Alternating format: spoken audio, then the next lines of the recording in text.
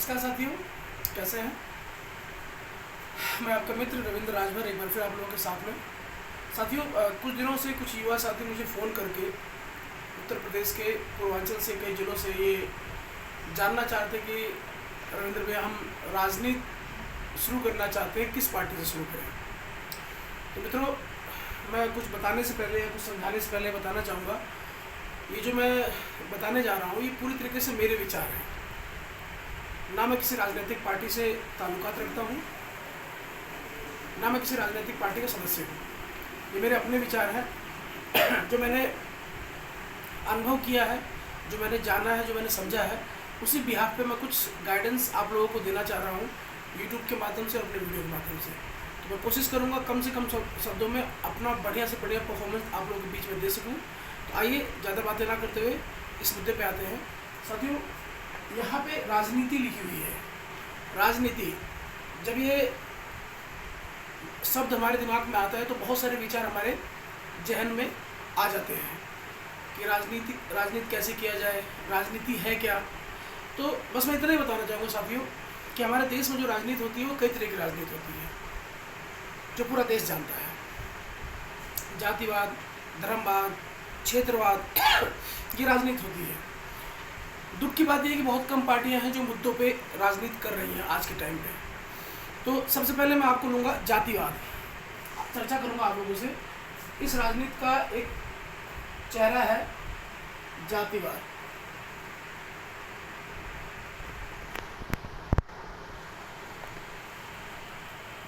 ये लगभग आजकल सभी राज्यों में जातिवाद की राजनीति होने लग गई है, जिसके अंदर होता क्या है कि जैसे ए नाम के किसी व्यक्ति ने कोई राजनीतिक पार्टी बनाई, ए नाम की किसी व्यक्ति ने राजनीतिक पार्टी बनाई और उस पार्टी के तहत अपनी जात, अपने समुदाय के लोगों को जोड़ लिया, जो कि 10 जिलों में, 15 जिलों में यह होता है, ये हो सकता है कि पूरे राज्य में हो। उन जातियों के माध्यम से उसने अपनी जाति के लोगों को बेस वोट बनाया और इसके बाद अन्य जातियों के साथ मिल करके उस पार्टी को एक मुकाम पे पहुंचाया। लेकिन मित्रों, जो मैंने देखा है, जो मैंने समझा है, ये जातिवाद की जो राजनीति होती है उसकी एक सीमा होती है। उसके बाद उसका पतन अपने आप शुरू होना हो जाता है। जैसे ए नाम के व्यक्ति ने राजनीतिक पार्टी बनाई और उसने अपनी जाति के लोगों को, जैसे ए इनकी जाति है और बी जाति के लोगों को जोड़ करके चुनाव लड़ाया। जब चुनाव में वो आया तो उसने क्या किया, ये बेस वोट हो गया, ये दूसरी जाति का वोट हो गया। दूसरी जाति के किसी व्यक्ति को उन्होंने टिकट दे दिया और चुनाव जीत गए। लेकिन एक बार, 2 बार, 3 बार ये होता है।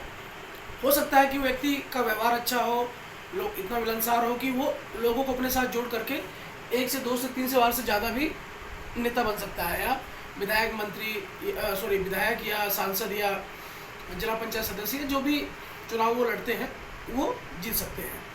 लेकिन कुछ दिनों बाद क्या होता है कि जो ये ए नाम के व्यक्ति ने अपने जाति को लेकर के वोट पार्टी बनाई थी, अन्य जाति जैसे बी नाम के व्यक्ति के दिमाग में आता है कि भाई, जब ये ए नाम का व्यक्ति अपनी जाति को लेकर के पार्टी बनाता है और किसी प्रदेश में मुख्यमंत्री बन जाता है, तो क्यों ना मैं भी ऐसा करूं कि मैं अपना खुद की पार्टी बनाऊं और मैं भी मुख्यमंत्री बनूं। क्यों? हर व्यक्ति महत्वाकांक्षी होता है और वो अपने महत्वाकांक्षा को प्राप्त करने के लिए वो कोई ना कोई काम ऐसा करता है जिससे वो और बेहतर कर सके। क्योंकि अगर ए नाम का व्यक्ति जिसने जातिवाद पार्टी बनाई, अगर ये हर बारी चुनाव जीतने के बाद मुख्यमंत्री बनता है तो जब तक वो है ठीक ठाक तब तक ठीक है। इसके बाद क्या होता है कि उसके परिवार के लोग आना शुरू हो जाते हैं। उसके परिवार के लोग आ जाएंगे, उनका बेटा आ जाएगा, फिर उसका बेटा आ जाएगा। इस तरीके से ये जातवाद की राजनीति चलती है। लेकिन इसका बहुत लंबा समय नहीं होता है। अब जिस तरीके से लोग शिक्षित हो रहे हैं, जागरूक हो रहे हैं, वो जान रहे हैं कि हमको जातवाद की राजनीति से कुछ लोगों का भला हो सकता है, चंद लोगों का भला हो सकता है। हमें क्या चाहिए? विकासवाद की राजनीति चाहिए। तो एक तो ये जातवाद की जिसका बहुत लंबा समय नहीं होता है। दूसरा होता है क्षेत्रवाद।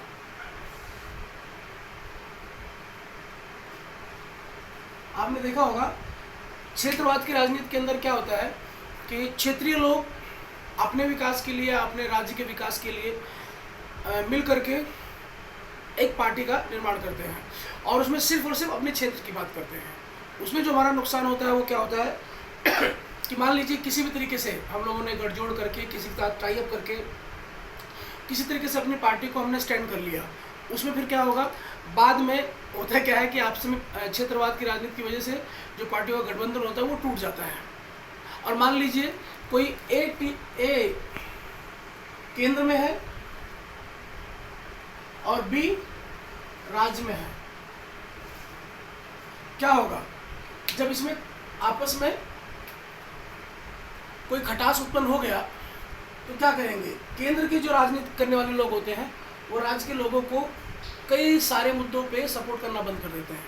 और यहाँ पे क्या होता है, फिर यहाँ पे भी राजनीति घूम फिर करके जो भी क्षेत्रवाद का जो नेता होता है, जिसने अपनी पार्टी बना करके क्षेत्रीय मुद्दों को लेकर के वो राजनीति करता है, वो अपने आप में सीमित रह जाता है। ऐसे कई राज्यों में आप देख रहे होंगे। मैं कि यहाँ पे किसी पार्टी का नाम लिए बगैर ये चर्चा इसलिए कर रहा हूँ कि कोई भी किसी भी पार्टी का सपोर्टर है उसको मेरी बातों से आहत ना पहुँचे, आहत ना हो, इसलिए मैं बिना क्षेत्रवाद की बात किए आप लोगों के बीच में अपनी बात रख रहा हूँ। इसके बाद एक होता है धर्मवाद की। धर्मवाद की जो राजनीति होती है ये बहुत ही खतरनाक होती है। जैसा कि आप सभी जानते हैं, हमारा जो देश है वो सभी धर्मों के लोग, आस्था रखने वाले लोग हैं। सभी धर्मों के लोग जो अपने अपने धर्म को मानते हैं उसके रीति रिवाज के हिसाब, उसके अनुसार वो अपना जीवन जीते हैं। लेकिन क्या होता है कि कई बार, और कहा भी गया है, आपने पढ़ा भी होगा कि धर्मवाद एक ऐसा अफीम से भी बड़ा नशा होता है। अगर आपके दिमाग में नशा चढ़ गया तो सिर्फ अपने को छोड़ करके आप किसी को नहीं देखेंगे। और साथियों, आपने देखा होगा इस कोरोना महामारी में आज हमें सब समझ में आ गया है कि हमारे लिए महत्वपूर्ण क्या है, सबसे ज़्यादा ज़रूरी क्या है।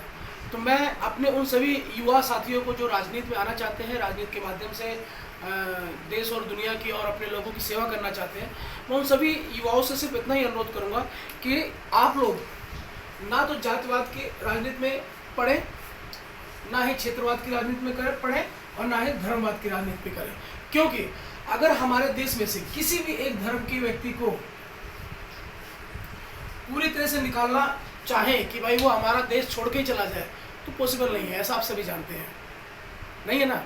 तो ये हमको समझना होगा कि धर्मवाद को छोड़ करके, जातिवाद को छोड़ करके, क्षेत्रवाद को छोड़ करके, अगर आप युवा हैं, क्योंकि युवा ही हमेशा परिवर्तन लेके आता है, मेहनत करता है, उसके पास समय होता है, तो मैं सभी युवाओं से मैं अनुरोध करूँगा, अगर आपको जुड़ना ही है तो किसी ऐसी पार्टी से जुड़िए जो विकास की राजनीति करता हो।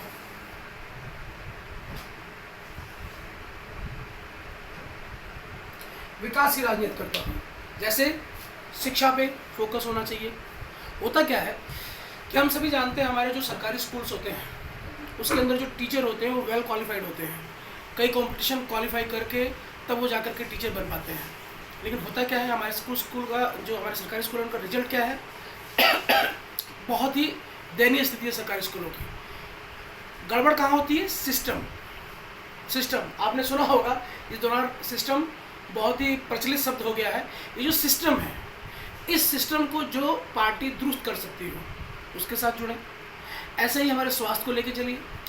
हमारे जितने भी सरकारी हॉस्पिटल्स हैं जहां हमको 1 रुपये की पर्ची में पूरा ट्रीटमेंट होता है, डॉक्टर देखते भी हैं, अगर वो टेस्ट लिखते हैं तो भी सरकारी हॉस्पिटल में ही होता है। लेकिन होता क्या है, वहाँ पर भी सिस्टम डैमेज हो चुका है। किसी ऐसे पार्टी से जुड़िए जो सिस्टम को दुरुस्त कर सके। इसके बाद जो बेसिक नीड है जनता की, जैसे रोड, रोजगार, बिजली, पानी, ऐसी बहुत सारी चीज़ें जो हमारे दैनिक यूज में आती हैं, जिस रोड पे चलते हैं, नाली, XYZ, उनको दुरुस्त कर सके। जो हमें सरकार की तरफ से सुविधाएं मिलती हैं, जो हम टैक्स पे करते हैं या जो बिजनेसमैन लोग हैं, उनको सुविधा मिल सके, उनको अपने किसी भी काम के लिए इधर उधर भटकना ना पड़े, और कुल मिला के हम लोग सब मिलकर रहें, सुरक्षित रहें। ऐसी ही किसी पार्टी के साथ में आप लोग जुड़ें। अब ये निर्णय आपका होगा, मैं किसी का सजेशन नहीं कर रहा हूँ, ना मैं किसी को सजेस्ट करूँगा। सबकी अपनी विचारधारा होती है, सबकी अपनी सोच होती है। लेकिन मैंने जो महसूस किया है, जो विकास की राजनीति करता है जो शिक्षा की बात करता है, स्वास्थ्य की बात करता है, रोजगार की बात करता है, बिजली, पानी, रोड, सड़क की रोड की बात करता है, ऐसी पार्टी को आप चुनिए, ऐसी पार्टी को सपोर्ट करिए, उसके साथ में मेहनत करिए।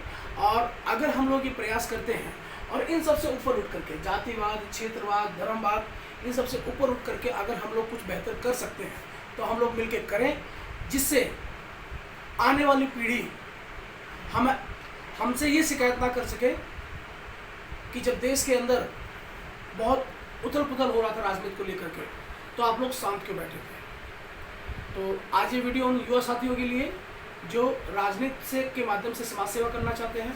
मित्रों, आप लोग पूरी मेहनत के साथ में राजनीति करें, राजनीति कोई गलत चीज़ नहीं है।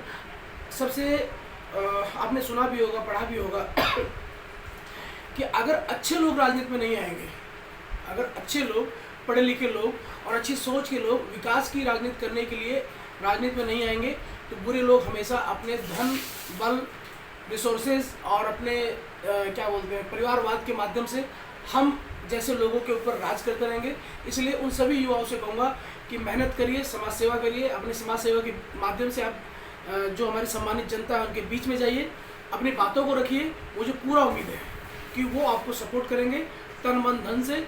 बहुत सारी राजनीतिक पार्टियों का ये इतिहास रहा है, जिनके जो फाउंडर थे वो कोई बहुत बड़े बिजनेसमैन लोग नहीं थे, उन्हें बहुत बड़े बिजनेसमैन से कोई हेल्प नहीं ली। वो जनता के बीच में गए, उन्होंने अपनी बातों को रखा, अपने विचार को रखा, चाहे वो जातिगत हो, चाहे वो क्षेत्रवाद हो, चाहे धर्मवाद को। तो उससे संबंधित लोग उनसे जुड़ते गए, एक कारवा बनता गया और उन्होंने बड़ी बड़ी पार्टियां बनाई जो देश में और राज्य में हर जगह शासन किया।